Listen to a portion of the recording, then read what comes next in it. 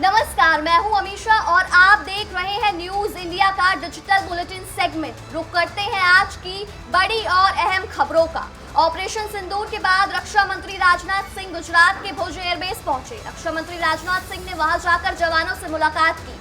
राजनाथ सिंह ने भुज एयरबेस से देश को संबोधित भी किया। इस दौरान रक्षा मंत्री राजनाथ सिंह ने भारतीय सेना की काफी तारीफ की।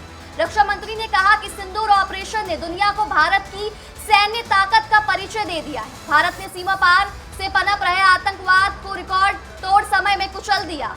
रक्षा मंत्री ने कहा कि जितनी देर में नाश्ता पानी होता है उतनी देर में भारतीय सेना ने दुश्मनों को निपटा दिया। रक्षा मंत्री ने कहा कि आईएमएफ ने कर्ज में डूबे पाकिस्तान को $1 अरब की सहायता राशि दी है, जिसका एक बड़ा हिस्सा आतंकी गतिविधियों को दोबारा शुरू करने में इस्तेमाल हो सकता है।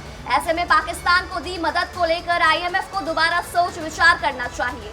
बल्कि पूरी दुनिया के सामने प्रमाण भी है। प्रमाण इस बात का कि अब भारत की युद्ध नीति और टेक्नोलॉजी यानी तकनीक भी दोनों बदल चुकी है। आपने प्रधानमंत्री मोदी जी के नेतृत्व में नए भारत का संदेश पूरी दुनिया तक इस बार पहुंचा दिया है।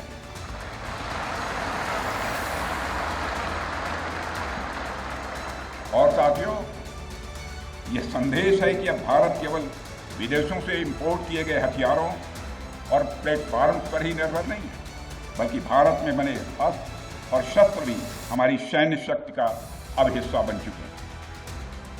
अब भारत में बने और भारतीय हथियारों से बने हथियार भी अचूक और अभेद्य, यह पूरे विश्व ने देख लिया है। ब्रह्मोस मिसाइल की ताकत को तो पाकिस्तान ने खुद स्वीकार कर लिया। हमारे देश में एक कहावत काफी पुरानी है और वह है दिन में तारे दिखना।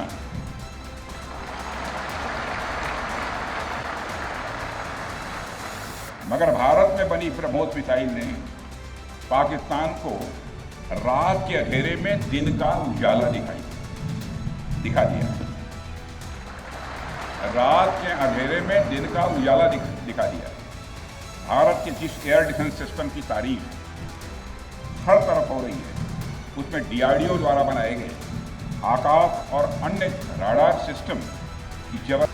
अगली खबर ऑपरेशन सिंदूर पर पूर्व डीजीएमओ का बड़ा बयान सामने आया है। भारतीय सेना के पूर्व डीजीएमओ अनिल भट्ट ने कहा कि दो देशों के सैन्य संघर्षों में ड्रोन अंतरिक्ष के इस्तेमाल के कारण नए आयाम जुड़ गए हैं। पूर्व डीजीएमओ ने पाकिस्तान के कब्जे वाले कश्मीर के मुद्दे को लेकर कहा, चाहे युद्ध हो या पीओके को वापस लेना, ये फैसला सोच समझकर लेने का विकल्प होना चाहिए। ऑपरेशन सिंदूर का मकसद पीओके को भारत में मिलाना नहीं है। पूर्व डीजीएमओ भट्ट ने कहा कि युद्ध बहुत ही गंभीर मामला है। कोई भी देश तब युद्ध करता है जब सभी संभावित विकल्प समाप्त हो जाते हैं। उन्होंने कहा, भविष्य में हर देश को अंतरिक्ष में अपनी संपत्तियों की सुरक्षा करनी होगी और ये भी जानना होगा कि अंतरिक्ष में विरोधियों के पास कितनी ताकत और संपत्ति है। अगली खबर, अमेरिकी राष्ट्रपति डोनाल्ड ट्रंप भारत पाकिस्तान संघर्ष को लेकर अपने ही दावे से पलट गए हैं। उन्होंने दोहा में भारत पाकिस्तान के बीच मध्यस्थता के दावे को खारिज कर दिया। ट्रंप ने कहा कि उन्होंने समस्या को सुलझाने में मदद की, न कि युद्ध को रोकने में मध्यस्थता की।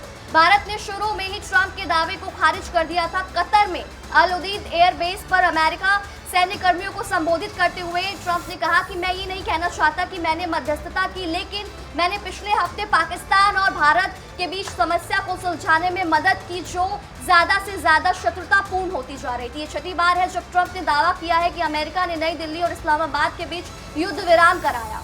अगली खबर, सपा नेता रामगोपाल यादव ने व्योमिका सिंह पर जाति सूचक टिप्पणी की है। ऑपरेशन सिंदूर के बाद बहादुर अधिकारी कर्नल सोफिया कुरैशी और विंग कमांडर व्योमिका सिंह को लेकर नेताओं की असंवेदनशील टिप्पणियों का सिलसिला थमने का नाम नहीं ले रहा। पहले मध्य प्रदेश सरकार में मंत्री विजय शाह ने कर्नल सोफिया को लेकर विवादास्पद बयान दिया। इसके बाद गुरुवार को मुरादाबाद में सपा के वरिष्ठ नेता प्रोफेसर रामगोपाल यादव ने विंग कमांडर व्योमिका सिंह के लिए जाति सूचक शब्दों का इस्तेमाल कर नया विवाद खड़ा कर दिया है। आपको बता दें कि रामगोपाल यादव गुरुवार को बिलारी के कार्यक्रम में पहुंचे थे, जहां पर उन्होंने एक टिप्पणी की। क्या कुछ कहा उन्होंने, सुनिए।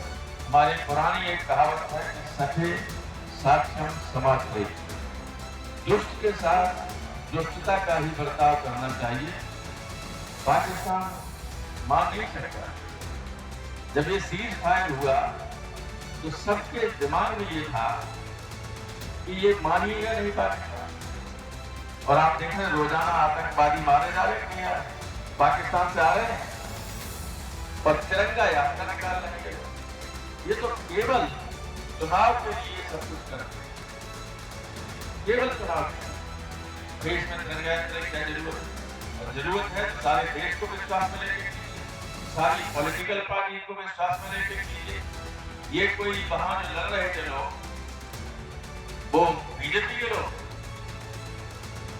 एक हमारे लेफ्टिनेंट कर्नल कुरैशी को इनके मंत्री ने गाली तक दी, हाई कोर्ट ने FIR करने का आदेश कराया। High court. लेकिन दिव्या सिंह के बारे में मुझे मालूम नहीं कि वो कौन है। और न एयर ऑपरेशन के जो इंचार्ज थे खास एयर मार्शल अवधेश कुमार भारती, न उनके बारे में बात था, वरना इन्हें भी गाली दी। आपको बता दूं कि दिव्या सिंह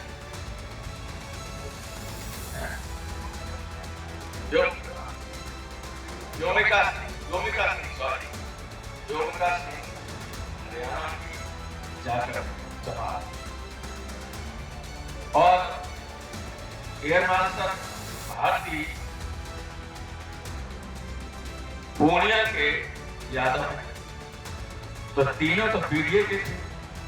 एक को मुसलमान समझ के गाली दी, एक को राजपूत समझ के कुछ नहीं किया और भारती के बारे में जानकारी दी।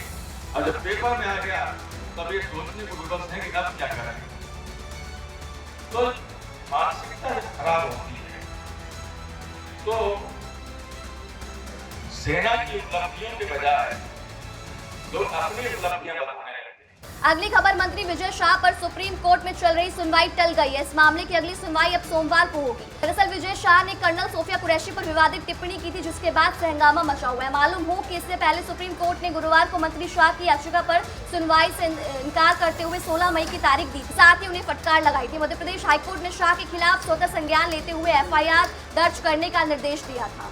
अगली खबर, सुप्रीम कोर्ट ने शुक्रवार 16 मई को पश्चिम बंगाल के सरकारी कर्मचारियों के हक में एक बड़ा फैसला सुनाया। कोर्ट ने सुनवाई के दौरान पश्चिम बंगाल सरकार को आदेश दिया कि वो अपने स्टेट एम्प्लॉयज को 25% DA यानी महंगाई भत्ता दे। अदालत ने सरकार को 3 महीने के अंदर ये भुगतान करने का निर्देश दिया है। सुप्रीम कोर्ट के इस फैसले से बंगाल के 10 लाख से ज्यादा सरकारी कर्मियों और पेंशन धारक को लाभ मिलेगा। आपको बता दें, साल 2022 में बंगाल राज्य के कर्मियों ने DA में समानता की मांग को लेकर कोलकाता हाईकोर्ट का रुख किया था और उनकी मांग थी कि केंद्र सरकार की तरह राज्य कर्मियों को भी बराबर DA मिले। इस पर हाईकोर्ट ने कर्मियों के पक्ष में फैसला दिया और सरकार को आदेश दिया कि DA केंद्र के बराबर दिया जाए, लेकिन इसके खिलाफ राज्य सरकार सुप्रीम कोर्ट पहुंच गई। तब से मामला लंबित था, लेकिन अब कोर्ट ने 25% DA देना अनिवार्य कर दिया है। अगली खबर, यूपी के बुलंदशहर में हादसा हुआ। हादसे में 3 लोगों की मौत हो गई, जबकि 31 घायल हो गए। घायलों को अस्पताल में भर्ती कराया गया।